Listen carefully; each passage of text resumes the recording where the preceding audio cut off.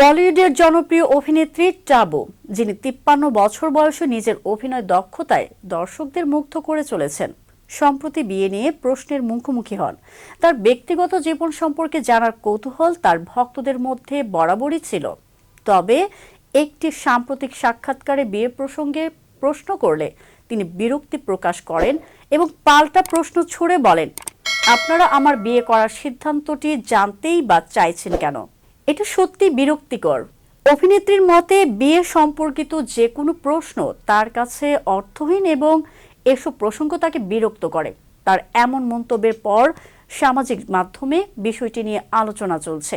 এদিকে টাবুর ক্যারিয়ারের দিকে তাকালে দেখা যায় তিনি তার অভিনয় ও ব্যক্তিগত জীবন নিয়ে বরাবরই খুবই সংযমী ও আত্মনির্ভরশীল। তার মন্তব্যে স্পষ্ট, ব্যক্তিগত জীবনের এই বিষয় নিয়ে তিনি প্রকাশ্যে আলোচনা করতে পছন্দ করেন না।